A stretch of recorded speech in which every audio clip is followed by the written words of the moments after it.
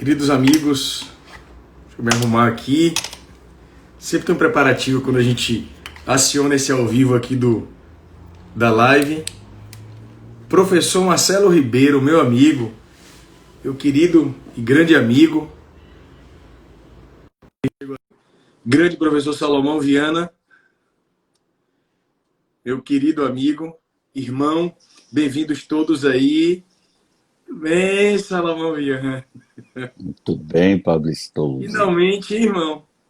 Pois é, esse Doutor encontro que Francisco estava... Fontinelli, um abraço para a Fonte aí, Salom. Que maravilha, nosso querido Fonte. Eu ouvi você falando em Marcelão também, que a beleza a presença de Marcelão aí. Salom, você conhece minha caneca oficial aqui das minhas lives? Não conheço, Pablo Stolze. Você sabe que eu adoro Hello Kitty, né? Adoro, desde criancinha você brincava com a bonequinha com Hello Kitty. É. É minha caneca oficial. Meus amigos queridos, um abraço a todos vocês. Hoje é uma live há muito tempo aguardada, né, Salom? Essa live nossa aqui. Exatamente. Então, para levar o pensamento a Deus, hoje é um dia especial, muito forte, hoje, o dia de hoje, 25 de julho. Eu queria abraçar os amigos todos aqui. E eu queria começar dizendo o seguinte, tá? Essa live vai ser uma live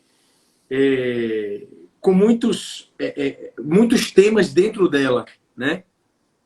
Porque, veja, o que nos inspirou a convidar o professor Salomão foi fazer uma interação entre a carreira estadual e a carreira federal, tá? Questões atinentes à prática jurídica, forense, à prática de quem advoga, de quem faz concurso, enfim, mas também outros temas relacionados à vida, né? Porque o direito é um pedacinho da vida apenas. A vida é muito mais do que o direito em si. Então, eu começo dizendo o seguinte: assim como você que é advogado e que me escuta agora, quando tem uma questão complexa, você liga para um colega. Se você fosse médico, eu diria a mesma coisa. O médico tem uma questão complexa, liga para um colega. É muito comum os juízes em meu estado, quando tem uma questão processual cabeluda, ligarem para alguém. E esse alguém, para quem muitos juízes ligam, inclusive eu, para tirar dúvidas, é esse cidadão que está aqui na tela, tá? Então, assim, se me perguntassem, Pablo, você, na sua visão, assim, na sua experiência, qual o juiz intensivista de UTI? Eu diria que é Salomão. O que é um juiz intensivista de UTI? É aquele que, diante de um processo todo embolado, ele sabe desembolar um processo. E o que é que eu digo processo embolado? Um processo é uma sucessão de atos processuais. O procedimento é uma sucessão, Salomão. Você sabe mais do que eu isso. Eu costumo brincar com meus alunos, não tenho o seu conhecimento em processo, mas eu faço uma imagem quando eu falo em processo e prestação jurisdicional. Eu costumo desenhar um sistema elétrico. Vocês lembram de física? Todos lembram quando estudaram física no vestibular? Eu desenho um sistema elétrico. Aí eu coloco o símbolo dos elétrons, que, salvo engano, é um I com a seta em cima, tá? E eu costumo dizer o seguinte: quando uma pessoa vai até um interruptor e aperta o interruptor, eu faço a imagem para os alunos de teoria geral de que aquele apertar o interruptor traduz o direito de ação. O direito de ação. O direito que a parte tem de pedir ao Estado um provimento jurisdicional. Direito que, vamos lembrar, não prescreve nunca. Por isso que não se pode dizer que prescreveu a ação. Não. Já falei sobre isso aqui em outras lives. O que prescreve é a pretensão. Então, esse ato de você ligar, apertar a energia, é comparado ao direito de ação, de pedir ao Estado um provimento jurisdicional. Muito bem, quando você aperta o interruptor, automaticamente os elétrons, isso a física explica, os elétrons, eles são muito coordenados e organizados, não é isso, Salom? Um em fila, um ao lado do outro. Então, esses elétrons que vão em sequência até aquele filamento da lâmpada, é o processo. São os atos processuais que vão se coordenando em sucessão, até chegar à prestação jurisdicional, que é a luz que você busca ali. Tá? Às vezes Belíssima imagem essa sua, Pablo Stolze. Belíssima imagem. Eu nunca tinha te falado, não. Não. Agora, veja, irmão. olha que interessante isso. Às vezes, quando nós pegamos um processo, e o advogado sofre isso, você que me escuta agora. Quantas vezes um cliente vai até você, ele leva você autor de um processo que já estava tramitando. Quando você pega o processo, você olha para o seu cliente, você não diz, você pensa, pelo amor de Deus, como é que isso chegou a esse ponto? Então, muitas vezes, um processo está embolado. E o conhecimento desse cidadão aqui ajuda muitos juízes. Ele é professor de processo, ele é médico, é uma coisa meio louca, isso eu nunca entendi bem. Ele é formado em medicina e juiz federal. Então, hoje, Salô, a gente vai fazer um diálogo muito interessante aqui, produtivo, no campo do direito e da vida. E eu queria lhe passar a palavra perguntando se você se lembra quando eu conheci você. Quero ver se você tem boa memória, meu querido amigo. Veja só, primeiro, um agradecimento a Deus pela oportunidade de estar aqui com você, meu querido Pablo Stouze, estar com você e estar com todo esse público maravilhoso que compartilha esse espaço do Instagram com você, né? A gente acompanha, eu acompanho essa fidelidade, esse nível de participação de todas essas pessoas que lhe acompanham, é uma coisa maravilhosa. Poder compartilhar esse espaço com você, portanto, é um presente de Deus para mim. Poder compartilhar de sua amizade é outro presente de Deus para mim. E me considerar seu irmão é um presente maior ainda. Minha relação com você, nós sabemos, as pessoas que nos conhecem sabem, é uma relação de irmão. Eu, irmão mais velho, você, irmão mais novo, portanto, de vez em quando me sinto com o direito de colocar você no lugar em algumas investidas. Mas o fato é o seguinte, você me lembro perfeitamente quando eu mantive com você o primeiro diálogo, mas também sei a sua história em relação a mim, que é uma história um tanto quanto esquisita, porque você, na verdade, desculpa, me conhecia antes de eu lhe É conhecer. questão de ordem. Então, antes de dar a palavra, deixa eu dizer aos meus amigos aqui, bem lembrado. Eu era estagiário na Justiça Federal da grande professora Nilza Reis, e ela, a juíza com quem e para quem eu trabalhava, dividia uma espécie de corredor com ele, que é juiz federal. E a parede era uma divisória fina. Eu morria de medo dele. Eu tinha um medo desse cara, que você não tem ideia do medo que eu tinha dele. Porque ele tem esse vozeirão, né? Às vezes é meio um pouco firme demais, digamos assim. Então, eu, antes de conhecer Salomão, eu era estudante e eu tinha medo dele. Então, pronto, voltando a palavra para você. Era uma época em que, na Justiça Federal, os gabinetes que ocupávamos eram gabinetes adaptados, provisórios, e realmente eram divisórias de madeira fina que separavam um gabinete do outro. E só depois de muito tempo é que eu soube desse temor reverencial que você mantinha em relação a mim, sem qualquer motivo, dá para perceber depois, né?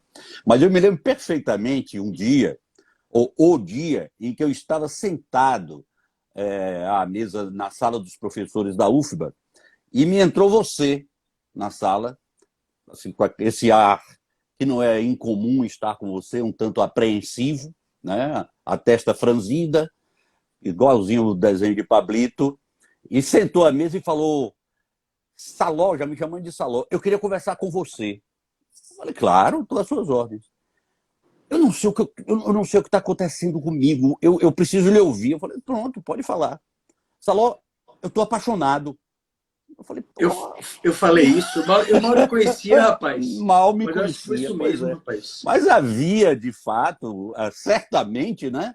A gente percebia o tipo de empatia que já nos unia. E você, então, proclamou para mim a sua paixão por Kaline, que veio a se tornar depois sua esposa, mãe das duas princesas que estão aí na sua casa. E a partir dali nós começamos a conversar, marcamos para sair para jantar. Eu saí com minha esposa, Carol, e você. Veja o que a paixão não foi faz, então hein, que Saló? Conhecemos Kaline. Fomos num restaurante japonês que havia na Ladeira da Barra, que depois mudou de local, que era o Sorro que existe hoje lá que existe lá no Bahia Eu não Marina. sabia comer comida japonesa, Me Eu não lembro conhecia. perfeitamente disso, Você me que lembro sempre foi um cara perfeitamente chique, me disso. explicou como é que comia comida japonesa. Agora, meus amigos, vejam que a paixão não faz, né? Pegando um pouco. Todo diálogo nosso aqui sempre é atrelado ao ensinamento jurídico, pode ter certeza disso. Então, por exemplo, a paixão, né? Eu não conhecia Salomão, quer dizer, eu conhecia, mas não tinha amizade com ele, tinha até um pouco de medo dele, porque achava ele meio bruto, às vezes meio forte demais nas expressões dele. Aí eu já, professor da universidade, chego para ele, Salomão, estou apaixonado. Abri meu coração para uma pessoa que, de certa forma, era estranha. Não era estranha na minha concepção de vida, porque eu creio, cada um tem uma visão de mundo, né? Talvez a nossa história, irmão, tenha sido anterior, né? Mas Ah, não tenho nessa dúvida. jornada, a gente não. Eu abri meu coração porque eu estava apaixonado. Vejam o que a paixão não faz. Você que me escuta agora, você aqui na live, você já se apaixonou? Você percebe o que a paixão transforma em sua mente? E veja que no direito penal, a paixão não exclui o crime. Veja a força que a paixão tem. O direito penal antecipa e diz: olha, a paixão não exclui o crime.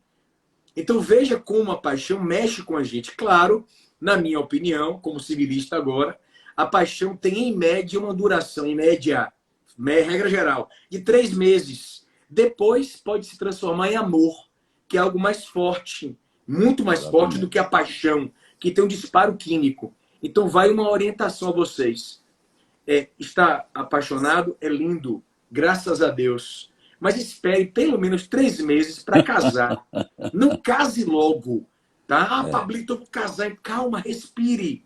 Eu estou dizendo isso porque, Salomão, já puxando um pouco para o jurídico, eu era estagiário. Eu li autos de um processo físico.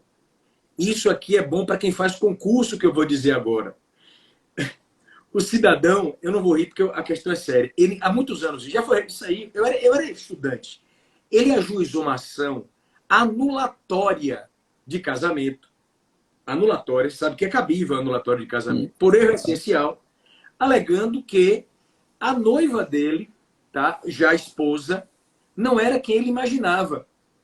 Ele recebeu na casa dele uma intimação daquela delegacia, eu não sei se está lá ainda, fica na Baixa do Fiscal de crimes de estelionatos, aqui na Cidade Baixa. Uhum. Ele recebeu intimação e falou: o que é isso, meu Deus? A tal da esposa dele, segundo ele, era chefe de uma espécie de quadrilha de estelionatários. Ele não sabia. Como é que ele conheceu a moça? Botou um anúncio no jornal, preciso de noiva, 3 meses depois casou. Não que você, Pablito, mas eu posso encontrar o amor de minha vida sim. Pode, pode. Mas espere um pouquinho. Casar é um passo muito sério, né? Então, voltando a palavra para você, meu irmão. Veja, nós nos conhecemos por meio da minha paixão, tá? Nos tornamos amigos a partir daí. O que você se lembra mais disso, Salomão Viana? Eu me lembro que o primeiro questionamento que eu fiz foi por que é que Pablo me procurou para tratar desse assunto? E eu só pude concluir uma coisa, né? Eu também era uma pessoa apaixonada, né? Já estava casado, mas aquele clima de paixão que normalmente dura 3 meses ainda persistia ao longo Né? da Porque, minha vida com minha não, pode esposa e persistir. A continua até paixão hoje. pode durar mais de 3 meses, sim. Sim, Quero sim, frisar sim. aqui. Paixão Então, é uma regra se geral. existe, se existe uma coisa assim que é extremamente gostosa, é exatamente a sensação de que a estabilização pelo amor aconteceu, mas que tudo aquilo que envolve a paixão continua presente, o lado bom continua presente. Eu acho que, de certa forma, eu exteriorizava isso e uma pessoa sensível, como você, percebeu e encontrou aí o campo para que nós pudéssemos passar a conversar, manter um contato mais próximo, que resultou nessa aproximação maravilhosa que hoje nós E temos. aí você vai dar um conselho, porque eu quero nessa live atender a todos, aos concursandos, aos jovens advogados, aos profissionais. Você falou em amor e paixão. O que eu vou dizer agora importa muito para quem faz concurso. Há muitos anos eu recebi um e-mail que me deixou impressionado. A pessoa disse assim: Pablito, meu sonho é ser procurador da República. E eu agora passo no concurso. Tenho certeza disso. Eu estou lendo o e-mail dele, achei massa assim, a força de Firmeza? vontade, a firmeza. O problema foi a conclusão. Eu agora passo no meu concurso, serei procurador da República, porque eu acabei o meu namoro. E não vou namorar, só estudar. Isso aí, Saulo, eu dei um conselho a ele depois. Foi uma coisa que deu, sabe? Você não pode, na minha visão, tá? Salvo se o seu namoro estiver fazendo mal a você. Pablito, eu tô namorando, mas o namoro não tá dando certo, te discute muito. Ah, ok. Ok. Mas veja, o amor e a preparação para concurso, o amor, Salomão, é algo tão poderoso que ele consegue, dentro da sua dimensão etérea, é um paradoxo isso, ele é etéreo e ao mesmo tempo substancioso. O amor consegue dialogar com todos os momentos de nossa vida. Você não Sem concorda? dúvida, A sem pessoa não tem que dúvida. acabar o namoro para passar no concurso. De Aliás, o forma que nenhuma. seria da vida sem amor? O que você acha, irmão? De forma nenhuma. Não são situações excludentes, pelo contrário. São situações que se unem em direção ao objetivo comum. Né? Se de fato há uma relação de amor entre duas pessoas, ambas querem o melhor para a outra. Então, aquele com quem, por exemplo, esse ex-aluno seu que mandou esse e-mail para você, se relacionava, certamente não compartilhava desse mesmo objetivo. Então, isso atrapalha. Exato, exato. Você Exatamente. falou, eu me lembrei de um professor que eu tinha no século XVIII, mais ou menos, quando eu estava estudando para o vestibular de medicina, e ele disse assim, de sopetão na sala de aula, olha, um conselho para vocês. Se no estudo para o vestibular, época não era nem o vestibular, se no estudo para o vestibular um namoro estiver atrapalhando o estudo, não tenham dúvida, acabe o estudo. Aquilo me chocou na época. É claro que ele fez aquilo como uma brincadeira, mas é óbvio que se você tem uma pessoa ao seu lado que lhe estimula, que compartilha dos mesmos valores, que alimenta os mesmos bons objetivos, isso só faz somar, só faz contribuir. Não tenha dúvida nenhuma disso. É interessante que, às vezes, no curso preparatório já aconteceu de olhar para minha turma lá, quando era presencial, né? Hoje é mais telepresencial, 300 alunos numa turma, eu paro a aula e digo assim, você que me escuta agora, eu vou perguntar a você, você prefere passar no concurso, no cargo de sua vida, ou encontrar o amor da sua existência? Aí o povo para. Aí diz assim, passar no concurso, professor. Aí eu vou dizer, porque depois que passa no concurso, o amor aparece. Eu falei, gente, não há uma exclusão uma coisa com a Não outra, é, tá? não é. Mas é claro que depende do caso. Eu queria também lhe ouvir, Salomão, num outro episódio, meus amigos. Esse episódio que eu vou contar aqui é um episódio que Salomão às vezes fala para mim, poxa, Paulo, você gostou disso? Eu disse, foi algo que me tocou muito esse episódio que eu vou contar a vocês. Também ainda muito voltado a concurso. Mas você que é advogado, profissional, vai ter uma parte da live muito dedicada aos advogados também aqui. Mas veja só, Salomão foi diretor do foro na Justiça Federal, aqui na seção judiciária aqui da Bahia, em Salvador, e ele me contou um episódio que me marcou muito. Aliás, eu vou contar só o começo, você conta o resto. Agora, lembre de contar o desfecho. O que é que eu conte? Você que sabe. O fato eu vou contar só o começo, você conta o resto. Ele, diretor do foro, vocês sabem que concurso tem aquele horário para fechar o portão. É um sofrimento, né? Você lembra? Aquele portão que vai fechar, você morre de medo de chegar atrasado na hora da prova. Você não dorme. Sejam sinceros comigo. Você dormiu na noite anterior do exame da OAB bem? Pablito, eu dormi, tomei Rivotril. Aí é diferente, tomou alguma coisa. E eu sugiro sempre que você tente não tomar remédio. Tente não tomar remédio, se possível. Não é, Salomão, isso? Se Claro, claro, possível, claro. tá? Claro que cada um pode ter uma questão clínica e eu não vou entrar nesse mérito. Aí, veja, aquele momento de fechar o portão. Imagine, concurso para juiz federal. A pessoa investiu parte da vida dela. Aí Salomão me contou um episódio fantástico. O horário estava na iminência, tipo 7h58, 7h59. O cidadão estava no carro, doutores. Imagine a cena. 7h58, Salomão está subindo com a segurança para fechar o portão. Ele era o diretor, ele tinha de fechar o portão. O concurso estava sendo aplicado no prédio, no local, né, naquele local. Ele foi com a segurança, não sei se é a Polícia Federal, fechar o portão. 8 horas. 7h58. Um cidadão candidato, última fase escrita do concurso. Estava dentro do carro, se despedindo da namorada, abraçando a namorada. Rapaz, Salomão viu aquilo. Pensem comigo. Quantas pessoas, no lugar dele, não teriam aquele rompante de autoridade, né? Fecha o portão aí, não entra mais ninguém. Não é isso? Olha o que ele fez e o que aconteceu. Veja, repito, para não achar que ele cometeu nenhuma ilegalidade, não. Era tipo 7h58. Só que o cidadão estava no carro com a namorada. Se ele não entrasse logo, não daria tempo. O que aconteceu, Salomão? Na verdade, era mais do que 7h59. Né? O prédio da Justiça Federal tem uma parte no alto, que é aqui na Bahia. Era a segunda etapa do concurso, portanto, tratava-se de uma pessoa que já havia passado pela primeira etapa. E eu estava bem à frente da porta de vidro, e quem chega, desce uma ladeira e estaciona o carro para poder saltar do carro, ou estaciona o carro e vem do carro. No caso específico, esse candidato, ele chegou, parou o carro às 7h59 e pouquinho. Eu olhava para o relógio e ele se despedindo. Quando eu vi que deu 7h59, 30 segundos mais ou menos faltavam, aí eu dei um grito, né? Eu dei um grito alertando. Obviamente que com a voz serena, né? Olha o horário. Ele percebeu e entrou.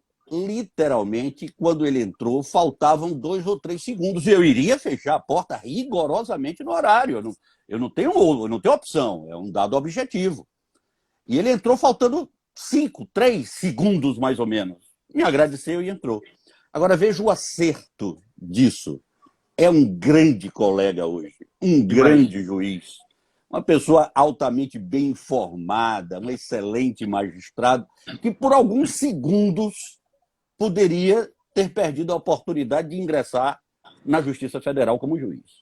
Você não contou um detalhe para os amigos aqui, que você me contou na época. Ele entrou, cena de filme. Ele foi entrando, entrou. Quando ele entrou, o portão fechou atrás dele. Ele foi o último candidato a entrar. Tranquilamente foi o último candidato. Aí, eram poucos os candidatos que estavam naquela etapa. Ele era um dos poucos candidatos naquela etapa. Aí você me disse, Salomão, que alguns anos se passaram, algum tempo passou, 1 ano ou 2, você estava no TRF em Brasília. Você me contou isso? Sim.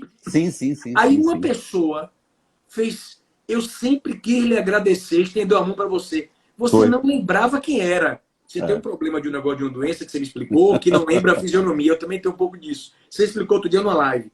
Aí você cumprimentou, opa. Aí a pessoa falou, eu sempre quis lhe agradecer.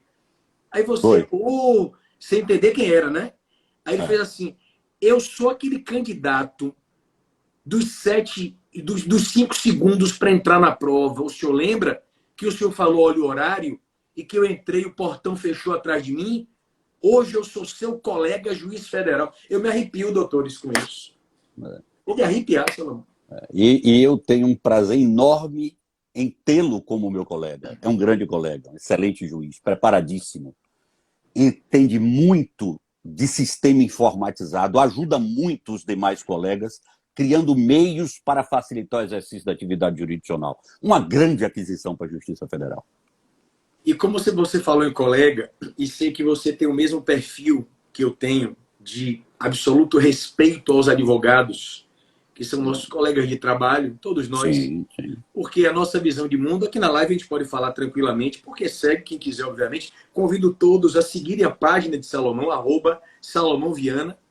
Então, o respeito que nós temos por todos os profissionais, não só pelos advogados, por todos, parte de uma premissa simples. E Salomão compartilha, comunga da mesma premissa. Esse mundo nosso aqui é um grande filme cósmico e nós exercemos papéis. Tá? Papéis temporários. Até quando? Não sabemos. Então, eu quero que você externe aqui, primeiro, a forma respeitosa como você lida com os advogados, porta sempre aberta. Nós temos uma premissa, nós paramos tudo para atender um advogado. Nós conversamos com isso várias vezes, sobre isso várias vezes. O advogado quer falar com o juiz, eu paro tudo para atender. Eu costumo brincar dizendo que eu só não atendo se estiver no banheiro. Eu estou no toalete, aí eu não tenho como... Ou então se eu estiver no telefone, eu atendendo alguém já. Então eu queria que, ao lado disso, esse ponto é importante para você que é profissional do direito. Você não só passasse essa informação, porque os alunos que nos escutam agora, os estudantes, ouvindo de um juiz de direito, de um juiz federal, a necessidade de atender com respeito aos advogados, aos profissionais, isso é importante, porque é um exemplo que a gente replica. Tá? Então, ao lado desse respeito, eu queria também lhe ouvir a sua experiência como processualista a respeito das audiências virtuais, porque tem havido muitas dúvidas em relação a isso. A palavra é sua, meu irmão. Vamos pegar o primeiro ponto a que você se referiu, que é o respeito que todos nós devemos aos advogados. Não é pela circunstância de haver na Constituição Federal um texto que diz que o advogado é essencial à administração da justiça. Aquilo é desnecessário até, né? Nós vivemos num Estado democrático de direito, e num Estado democrático de direito, quem quer que exercite o poder, e os magistrados exercem o poder, tem que exercer esse poder, esses agentes têm que exercer esse poder à luz de um Estado democrático de direito.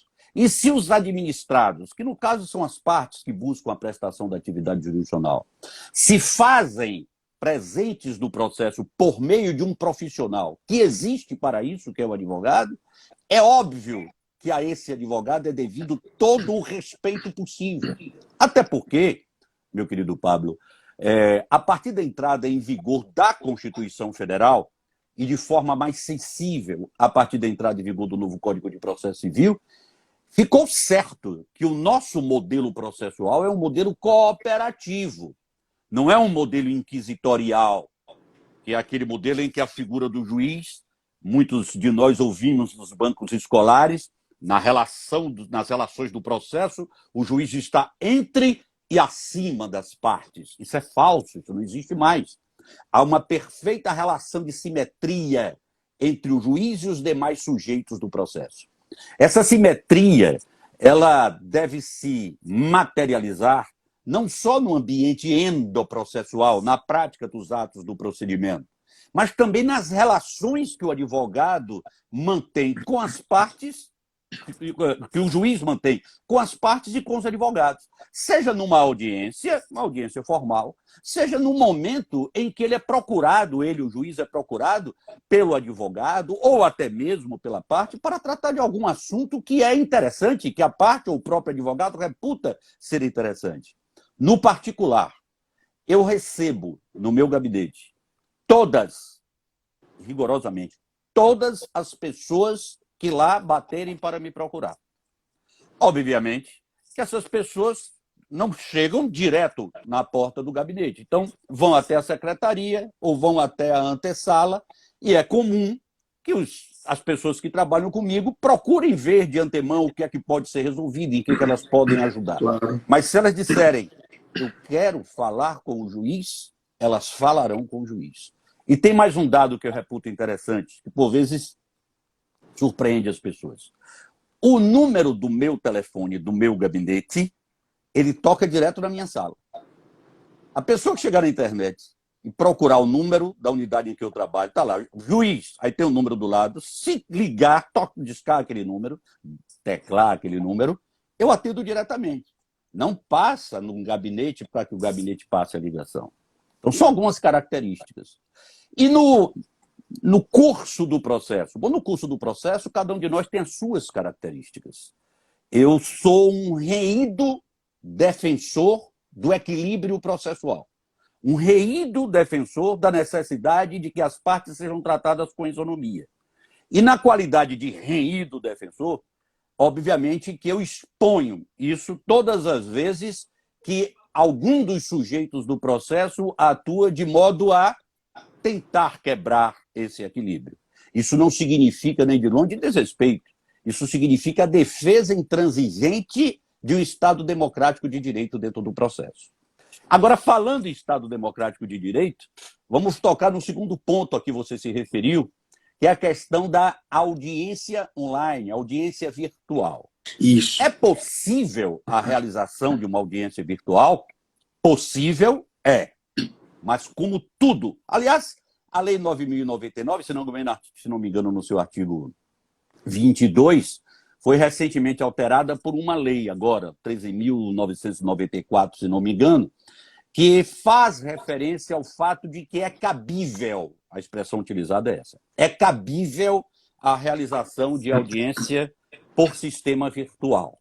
Veja só, o Código de Processo Civil também alude à possibilidade de realização de audiências por meio virtual. Há expressa referência em diversas passagens do Código de Processo Civil ao uso do sistema de videoconferência, mas não só videoconferência especificamente. Logo em seguida, a palavra videoconferência sempre vem uma expressão que é utilizada no Código, ou qualquer meio idôneo de transmissão de som e de imagem em tempo real. Meio idôneo de transmissão de som e de imagem em tempo real. Por que há essas referências? Essas referências estão presentes todas as vezes que no Código de Processo Civil houver uma passagem em que abra-se margem para a necessidade, por exemplo, de expedição de uma carta precatória, por exemplo. Constatou o CNJ que a expedição de cartas é um dos fatores que mais conduz à dilação indevida do processo. Sim, sem dúvida. Que mais colabora para a violação do princípio da duração razoável. Então, o que é que eu quero dizer? Há, sim, não só previsão legal, como também previsão em normas do CNJ, previsão no Código, previsão na Lei 9.099, da possibilidade de realização de audiência por meio virtual. Bom, e, sob o ponto de vista técnico, há alguma nota a ser feita no que se refere a isso? Qualquer que seja o ato processual, ele deve ser praticado mediante a preservação dos princípios da segurança jurídica, da boa-fé, da lealdade. Né? É preciso que se tenham os cuidados necessários para que o uso de meios que implicam realização de atos não presenciais, que esses meios assegurem que o ato será praticado em consonância com o Estado Democrático de Direito. Perfeito. E aí, nesse ponto, eu tenho uma dúvida para você. Primeiro, a questão da boa-fé é muito importante agora, porque, na minha visão, mesmo no direito pós-pandêmico, a tendência é a virtualização. Gente, é a tendência. Eu participei de um webinar internacional, meus amigos aqui sabem disso, eu falei ao lado de uma juíza da Espanha, República Dominicana, Argentina. Também lá, nesses países, a pandemia acelerou essa virtualização. Então, minha pergunta é a seguinte: a boa-fé projetada na relação processual vai ganhar uma importância maior ainda, Salomão. Porque, veja, a testemunha pode estar lendo um papel embaixo da câmera. Ou com um ponto eletrônico. E aí, vejam só, houve uma advogada nesse webinar, ela estava na Inglaterra, na hora das perguntas, ela deu o depoimento dela. Ela disse assim: aqui na Inglaterra,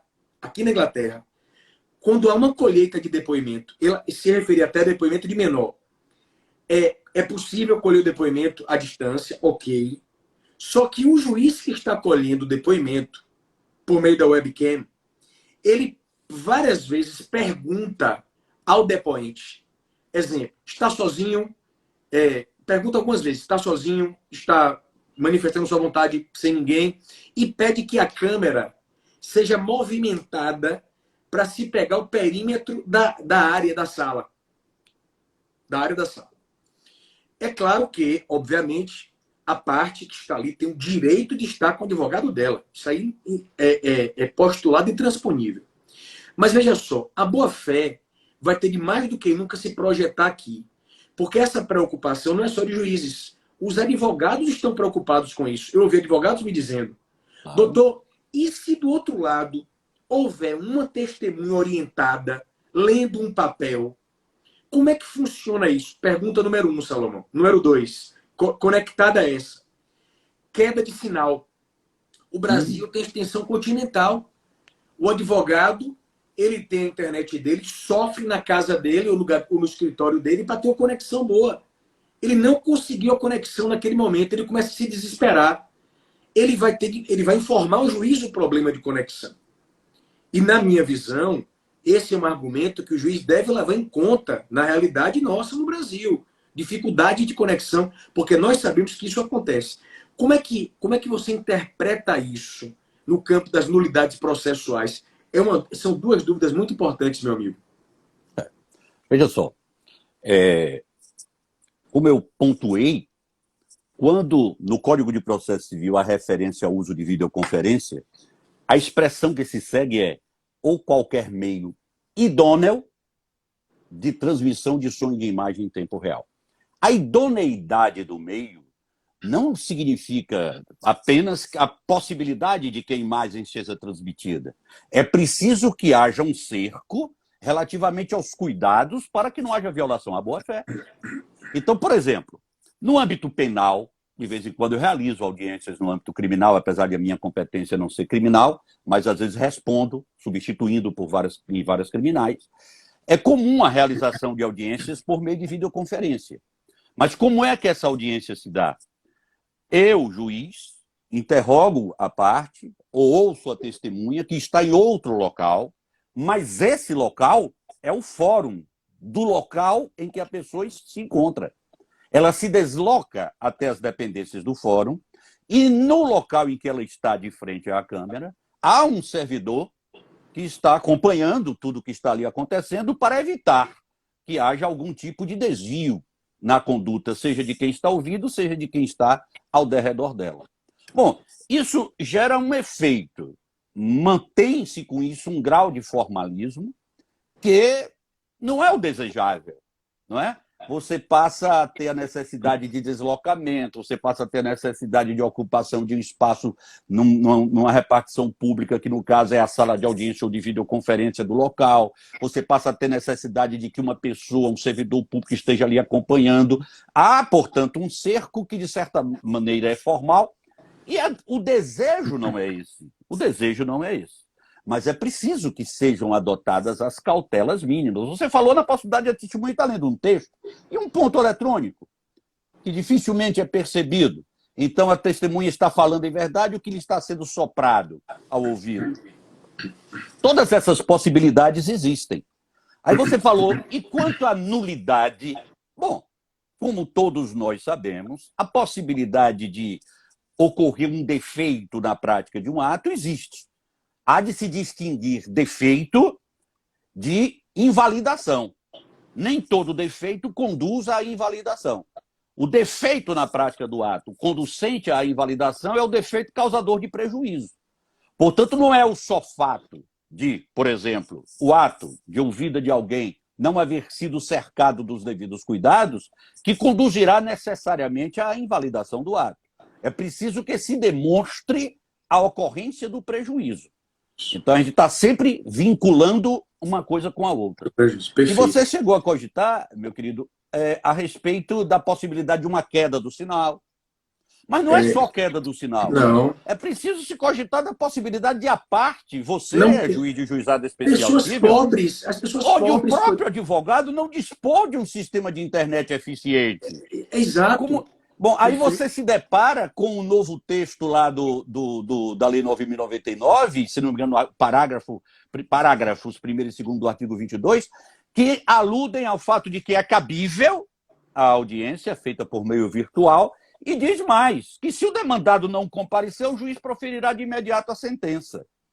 Bom, diante de uma situação dessa, ou diante de situações, por exemplo, referente a atos normativos produzidos por tribunais, o Tribunal de Justiça da Bahia, por exemplo, tem lá um ato normativo, que eu não sei como é que está sendo interpretado atualmente, mas que diz que se também o autor faltar numa audiência de juizado, aplica-se a norma que se extrai do texto do artigo 51, inciso 1, da Lei 9.099, ou seja, extingue-se o processo sem resolução do mérito. Se o autor não comparece à audiência virtual, extingue-se o processo. Se o réu não comparece à audiência virtual, o juiz profere de imediato a sentença. Bom, são consequências, obviamente, negativas para aquele que esteve ausente. Qualquer que seja o texto normativo, esteja esse texto normativo onde estiver, provém a ele de uma resolução do CNJ, de um ato administrativo de um tribunal ou de um texto legal, a interpretação desse texto normativo terá que se dar sempre à luz do caso concreto. Exatamente. Não é a circunstância de um texto legal dizer que é cabível e que a ausência do demandado conduz ao imediato proferimento da sentença pelo juiz, que vai fazer com que o juiz haja como se fosse uma máquina automática. É aí que entra em cena a necessidade de examinarmos sempre a aplicação da norma à luz da razoabilidade, no particular, à luz da congruência ou à luz da equidade. Se a previsão normativa não faz, se não há na previsão normativa uma referência expressa a uma situação muito peculiar, é da obrigação do aplicador do direito identificar a peculiaridade dessa situação e mesmo que, em tese, aquela situação se encaixe com perfeição à previsão normativa, ou seja, a subsunção, a norma não é, todavia, aplicável. Como também é preciso verificar a luz da congruência. O valor que se objetiva preservar por meio daquela norma, neste caso concreto, está sendo preservado? Ou estaria, por exemplo, havendo violação à isonomia? Ô, Saló, há muitas partes no Brasil que não tem internet. Aliás, como? Há muitas pessoas que a única internet é do celular. Entendeu? E nós temos também de levar em conta que muitos advogados, muitos em começo de carreira, inclusive, não têm uma banda larga desde no escritório. Sim. Entendeu? Eu tenho uma preocupação muito grande, não apenas com essa advocacia, mas com a jovem advocacia. O advogado é recém-formado. Não é só isso, meu querido. Há localidades em que o advogado trabalha em que não existe banda larga, mesmo que ele pudesse dispor. Ô, Saló, você está falando para mim, meu irmão? Eu sou juiz de juizado, eu sei disso. Pois é. Então, é por isso, meus amigos, veja a importância dessa live de hoje, não só pelo conhecimento técnico, mas pela percepção que dois magistrados estão passando para vocês, uma percepção de uma aplicação sensível da norma. A gente se esforça para isso. Ninguém aqui, nenhum dos dois aqui é perfeito, longe disso. A perfeição é divina, mas é um esforço nosso em fazer o melhor.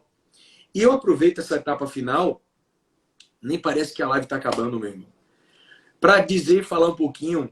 Primeiro, meus amigos, a gente vai tocar em nossa obra, né? Eu dizer a vocês que eu levei 10 anos insistindo para que ele escrevesse. Esse cidadão daqui. Sigam ele, sigam no Instagram, Salomão Viana, meus amigos. Sigam ele, vale a pena, tá? Eu levei uns 10 anos. Essa insistência minha gerou fruto de uma obra que está, no momento, sendo revisada para colocar exemplos práticos, etc. Mas a gente vai falar nela. Eu queria dizer também que toda realização profissional pressupõe esforço, porque as maiores dificuldades que a gente enfrenta na vida não são aqueles medos que nós alimentamos na cabeça da gente.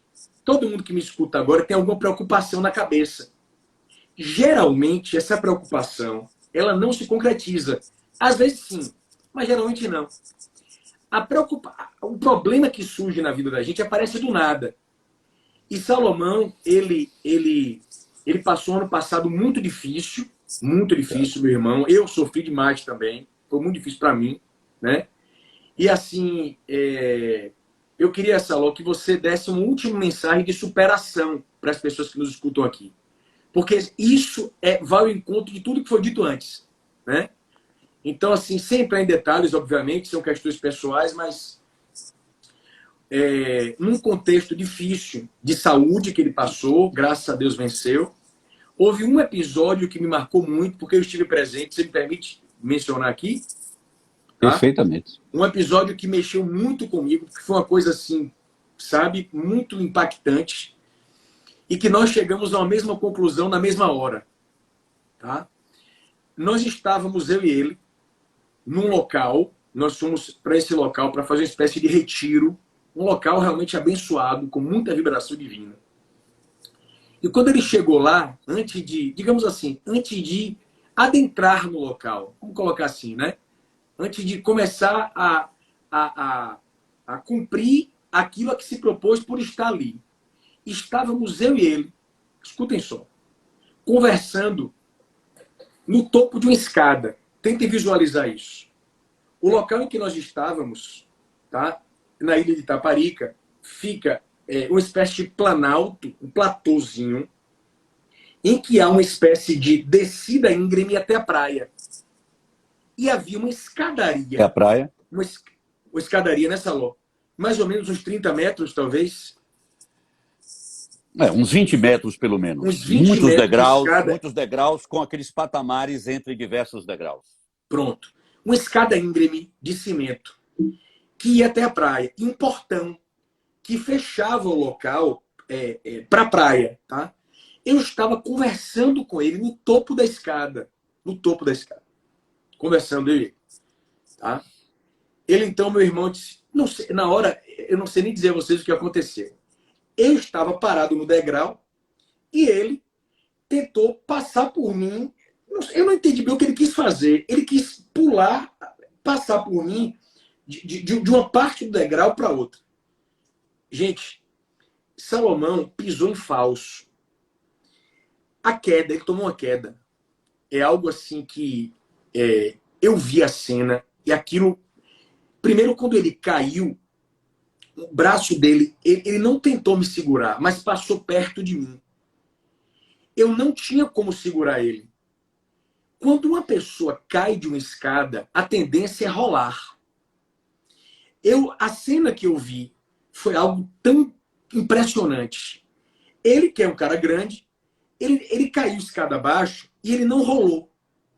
Ele quicou como, eu estou dizendo a vocês, se uma mão estivesse segurando ele para que ele não batesse a cabeça nos degraus. Ele rolou 20 metros. Quando ele chegou no portão com velocidade, ele se chocou contra o portão e ao lado dele havia uma pedra, ao lado da cabeça dele. Eu vi meu irmão, que está aqui nessa live agora, naquele momento ali, ele poderia ter morrido ali. Não dava tempo para levar para o hospital. Ele morria ali. No momento em que ele caiu, ele sofreu uma lesão no ombro. Foi o máximo que ele sofreu. Ele fez uma cirurgia depois. Tá? Mas ele escapou da morte ali. E quando eu cheguei perto dele, vejam só o detalhe. Nós falamos algo quase que ao mesmo tempo. Você lembra disso, Salomão? A intuição que nós tivemos foi de que aquilo que aconteceu, aquele acidente terrível que eu enxerguei, foi a mão divina lhe livrando de um mal muito maior. Falamos quase que ao mesmo tempo, doutores. Eu falo e me arrepio, meu irmão. Eu queria que você desse esse depoimento para os nossos amigos. Foi uma sensação que eu, sei lá, não conseguiria nem explicar. Porque eu me lembro perfeitamente do decorrer da queda, eu me lembro da minha preocupação em proteger a minha cabeça, mas eu não me lembro como é que eu conseguia proteger. Eu me lembro que eu tentava colocar as mãos no degrau para parar a queda, né? Me segurando nos degraus. E até o momento em que eu fui parado pelo portão, por assim dizer, e sentado, com você já próximo de mim, eu comecei a fazer uma verificação no meu corpo, né? Afinal de contas, para ver se tinha tido alguma fratura. Foi uma queda muito grande, muito grave. Não houve fratura, não houve arranhão. Eu me recordo que eu colocava as mãos sobre o cimento, era um cimento desses cimentos de escada de uma área externa da casa, em direção à praia, portanto um cimento grosseiro. Minhas mãos não estavam arranhadas, meus joelhos não estavam arranhados, não houve arranhão. A única coisa que houve foi uma lesão nos ligamentos do ombro, em razão do choque com o portão.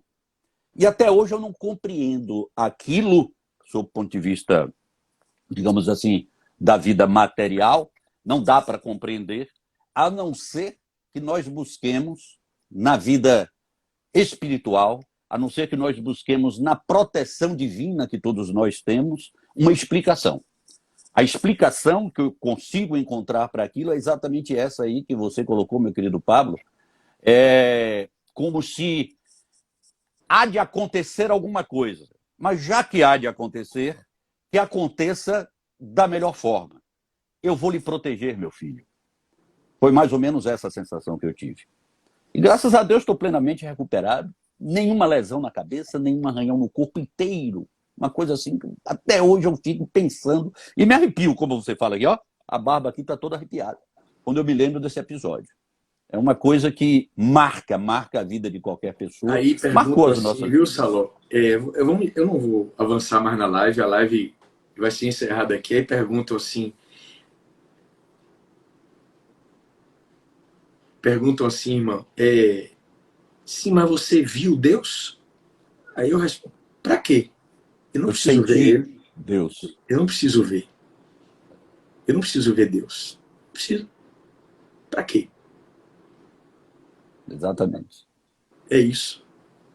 Meu amigo, A, a, a existência dele não se percebe pela visão. Percebe-se pela proteção que nos é dada por ele. eu não tenho mais nada a falar.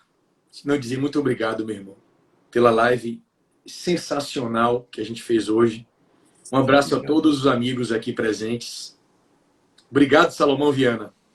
Obrigado, Pablo Stouze. Obrigado ao Pai pela oportunidade de estar aqui com vocês todos. Meus amigos, um abraço no coração de vocês.